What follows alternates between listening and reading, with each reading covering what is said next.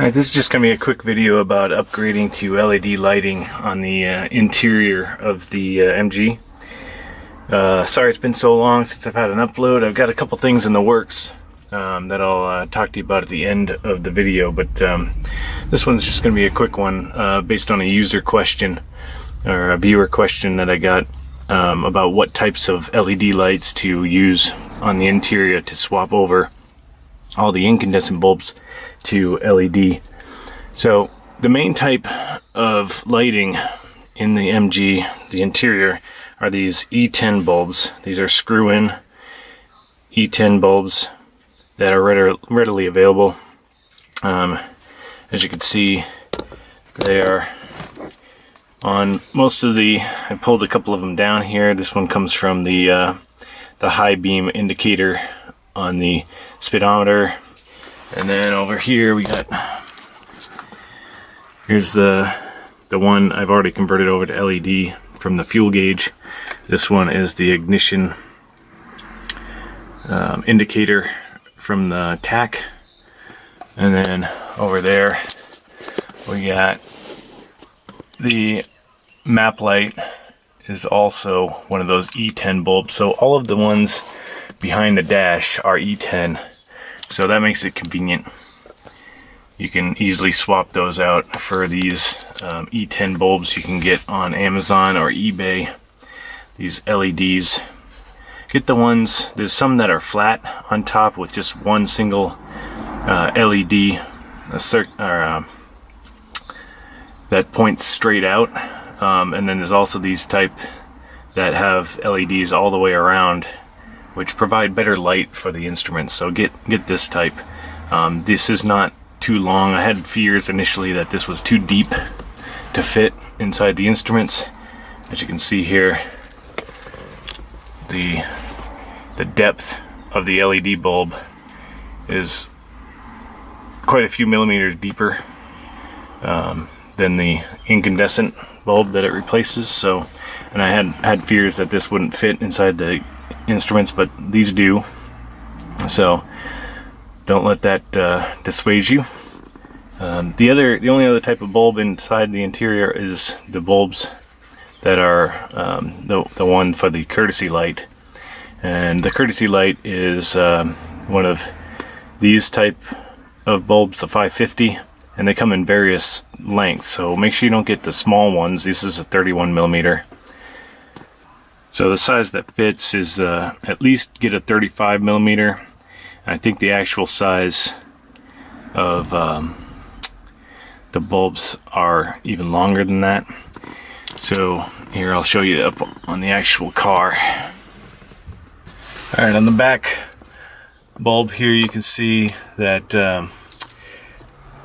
right now I have like a 35-36 millimeter in there, and it's not as critical that you get the right size on this, because you can see these little ends that transmit the electricity are flexible, so you can maneuver them out and in a little bit within a few millimeters in order to accommodate various sizes of these 50-50 bulbs.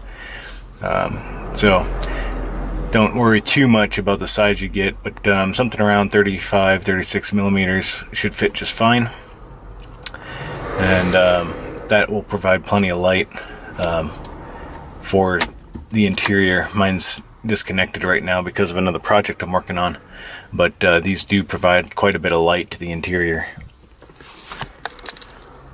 One thing to keep in mind when talking about the LED bulbs and upgrading your wiring is I wouldn't recommend, I'm not an electrician, but this ignition bulb here that illuminates in the bottom of your tach is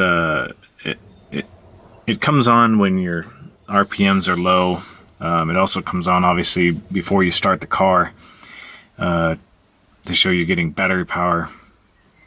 But it'll often flicker, as you know, if you haven't upgraded your alternator, it'll often flicker at low RPM, or if you have a lot of accessories running at idle, then sometimes the alternator can't keep up, and it shows a lack of a charge condition on the battery. So I've installed this battery condition meter here, and whenever I notice my battery condition, the gauge getting down to about the 12 volt area, I'll see my ignition light flicker or come on. Sometimes it'll come on dimly, sometimes it'll flicker, but then when I increase the RPM again and the voltage goes up above 12 and a half ish, then the light will go out.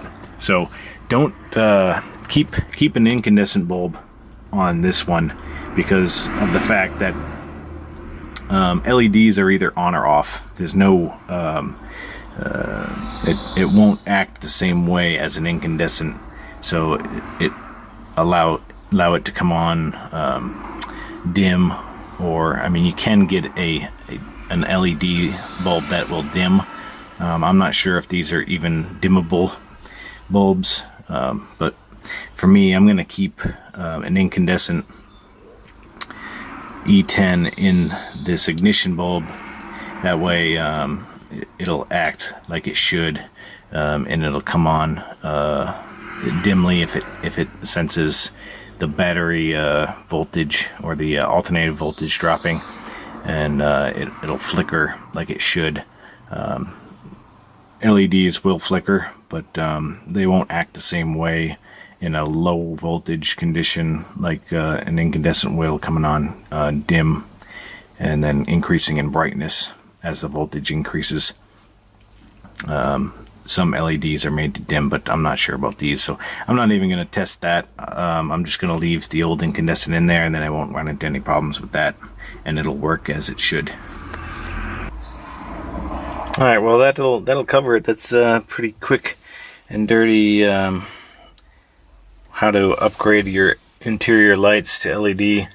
As far as actually changing them out, they're all fairly easy to get to. Just have to reach up behind, obviously, all the instruments to get to them. The fuel gauge one's really easy to get to. The RPM and speedometer ones just have to maneuver around some of the wiring in the back. The hardest one to get to is the water oil gauge, and that one's actually fairly easily to access. If you don't have a radio, you can reach behind the dash and pop out this plate, and then it's fairly easy to get back behind and reach the bulb from behind this blanking plate. And obviously the one over here for the map light is pretty simple. You take off the two screws, the front housing pops off, and then you can unscrew this bulb right from there. That's pretty easy to do. Alright, well, hope that solves or answers some of the questions that you might have about upgrading the interior lights to LEDs. I told you I'd give you a little preview of stuff to come. So next project I'm working on, I'm waiting for a part to come in that will make the interior light, the courtesy light or the dome light, work better, or work in a more modern fashion. So when you turn the car on, the light dims. It just doesn't shut off with the doors. So right now when I shut the door, the light turns off immediately. With this new circuitry I'm going to install, you shut the door, the dome light will stay on for a few seconds, I think 10 seconds, to allow you to find your keys, do whatever, and then it'll slowly fade out. Same thing with and if you start the car with the ignition, it'll turn off the light immediately. So it's just kind of a convenience. And also, if you leave the light on, it'll turn off after 10 minutes.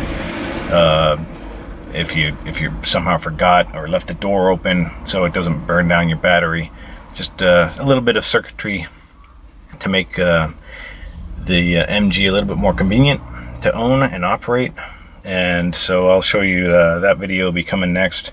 Also, I'm doing a video on, and I'll show you what I got going on here. The other project I'm working on that I'm waiting on some parts for is I'm upgrading the interior or the electrics of the MG. So this whole thing, this circuit board here, or the fuse box, is going to be completely replaced with 2 new units that will put all of the accessories on their individual on an individual fuse. So just like modern cars, and that way we won't have a bunch of high draw equipment that's unfused like the engineers of the MG made it. I fabricated a aluminum plate that'll go right about there, and it'll all the fuses, or the fuse boxes that I'm purchasing, will mount to that. And I just created this piece of wood to mount everything to, and that just screws into the standard screw position, or the mounting position for the standard fuse box. So that's just a little teaser, something to come. And I'm also updating all the wiring, so I'm going to go through and replace all these bullet connectors that are back here in this loom, and also all the bullet connectors throughout the car, the ones in the wheel wells for the headlights, the ones in the back for the tail lights. So all those bullet connectors are going, and I'm going to replace them all. So it's just a preview of things to come, so stay tuned to the channel, and hope you enjoyed. See you in the next one.